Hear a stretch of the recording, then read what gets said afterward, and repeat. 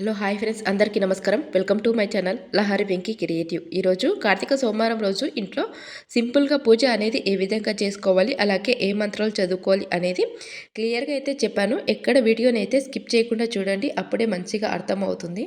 ఈరోజు ఎంతో పుణ్యదినం కాబట్టి ఈరోజైతే కార్తీక సోమవారం రోజు పూజ చేసుకుంటే చాలా మంచిది ఫ్రెండ్స్. ఇలా ఇంట్లోనే సులభంగా చేసుకునే పూజ విధానాన్ని అయితే తెలుసుకుందాం. ఈరోజు అత్యంత శ్రేష్టమైన రోజున ఈరోజైతే పూజ చేసుకుంటే చాలా మంచిది. ఈరోజు శివ పూజ చేస్తే పాపాలు అనేవి కూడా నశించిపోతాయి. మనం కోరుకున్న కోరికలు కూడా నెరవేరుతాయి. అలాగే కుటుంబంలో ఆనందం అనేది కూడా నిండుతుంది. ముందుగా అయితే మన ఇల్లునైతే శుభ్రం చేసుకోవాలి. మనం ముందుగా శుచిగా స్నానం చేసుకొని తర్వాత పూజ గదిని కూడా శుభ్రపరచుకోవాలి. అలాగే మన ఇంట్లో ఉన్న చిత్రపటాలను లేదా విగ్రహాలనైనా మంచిగా శుభ్రపరచుకోవాలి. తర్వాత గంధం, కుంకుమం, పూలతో కూడా మంచిగా అలంకరణ అయితే చేసుకోవాలి ఫ్రెండ్స్. ముందుగా శివపార్వతి విగ్రహాలు అయితే తూర్పు వైపున ఉంచేసి గంగా జలంతో అభిషేకం అయితే చేసుకోవాలి. తర్వాత పంచామృతంతో కూడా అభిషేకం అనేది చేసుకోవాలి.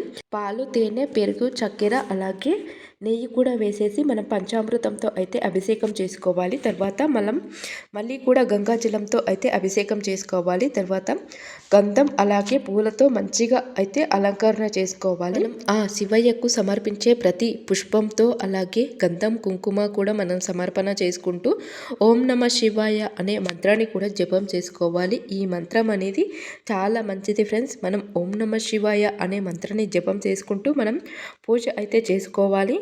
పుష్పాలతో మనం అలంకరణ చేసుకున్న తర్వాత బిల్వపత్రం కూడా పెట్టుకొని ఓం నమ శివాయ అనే మంత్రాన్ని కూడా జపం చేసుకోవాలి. ఇది శివుడికి చాలా అత్యంత ప్రీతికరమైన బిల్వపత్రం అనేది కూడా మనం సమర్పణ అనేది చేసుకోవాలి. తర్వాత దీపం అనేది కూడా వెలిగించుకోవాలి.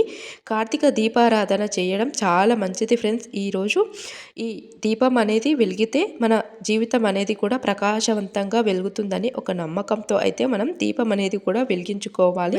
దీపం అనేది వెలిగించేటప్పుడు ఏకహారతితో అయితే దీపారాధన అయితే చేసుకోవాలి.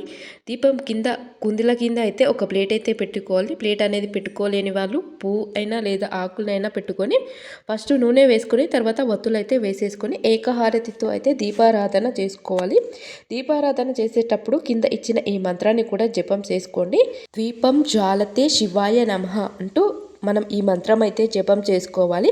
కార్తీక మాసంలో దీపారాధన అనేది చాలా ముఖ్యమైనది కాబట్టి దీపం అనేది వెలిగించడం వలన పాపాలు అనేది కూడా తొలగిపోయి మనకు పుణ్యం అనేది కూడా 100 రెట్లు పెరుగుతుందని ఒక నమ్మకం అనేది.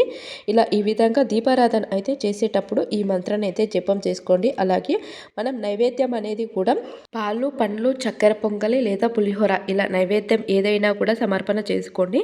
మనం నైవేద్యం సమర్పించేటప్పుడు కూడా మనం నైవేద్యం సమర్పయామి అనే మంత్రం కూడా జపం చేసుకోవాలి. నైవేద్యం సమర్పయామి అని మనం అనుకుని నైవేద్యం అయితే సమర్పణ చేసేసుకోవాలి. తర్వాత ఇలా నైవేద్యం అనేది మనం సమర్పణ చేసుకున్న తర్వాత సమర్పించుకున్న తర్వాత మనం శివ యొక్క అష్టోత్తర శతనామావళి ఉంటుంది కదా, 108 నామాలు అయితే చదువుకోండి ఫ్రెండ్స్.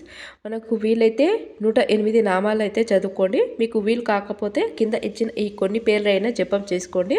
ఇలా శివ అష్టోత్తర శతనామావళి చదువుకోవడం వల్ల మనకు చాలా మంచి అనేది జరుగుతుంది.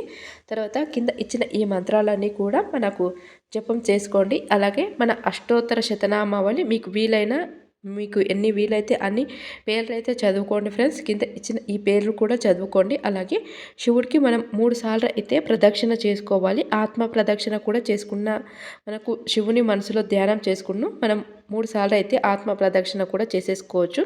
నైవేద్యం అనేది పెట్టిన తర్వాత మనం కుటుంబ సభ్యులతో అందరం కలిసి కూడా హారతి అనేది ఇచ్చుకోవాలి. హారతి అనేది ఇచ్చుకున్న తర్వాత మన ప్రసాదం అనేది కూడా అందరికీ కూడా పంచిపెట్టాలి.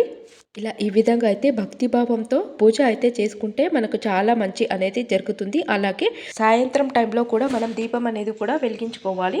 సూర్యాస్తమయం తర్వాత మనం దీపం అనేది వెలిగించాలి. ఇది కార్తీక మాసంలో అత్యంత ముఖ్యమైన భాగం కాబట్టి దీపం అనేది కూడా వెలిగించే సమయంలో మనమైతే ఈ విధంగా అయితే చెప్పుకోవాలి. కార్తీక దీపం సమర్పయామి శివపార్వత సమేత శంకర పరమేశ్వర ప్రీత్యర్థం అనేది మనం దీపం అనేది వెలిగించే సమయంలో అయితే ఈ విధంగా అనుకోండి ఫ్రెండ్స్. తర్వాత పూజ అనేది అయిపోయిన తర్వాత మనం మహామృత్యుంజయ మంత్రం అనేది కూడా జపం చేసుకోవాలి. ఈ మంత్రం అనేది జపం చేసుకోవడం వల్ల మనకు ఆరోగ్యం, దీర్ఘాయుష్షు అలాగే శాంతి అనేది కూడా పొందవచ్చు. ఈ విధంగా అయితే పూజ అయితే చేసుకోవాలి. కింద ఇచ్చిన ఈ మహామృత్యుంజయ మంత్రాన్ని కూడా జపం చేసుకోండి. ఇలా ఈ విధంగా అయితే ప్రతి సోమవారం ఈ విధంగా పూజ అనేది చేసుకుంటే మనకు శివుని యొక్క అనుగ్రహం అయితే దక్కుతుంది ఫ్రెండ్స్. మనం జీవితంలో కూడా మనం ఆనందంగా ఐశ్వర్యం, ఆరోగ్యం అనేవి కూడా ప్రసాదిస్తాడు ఆ దేవుడైతే మనకు.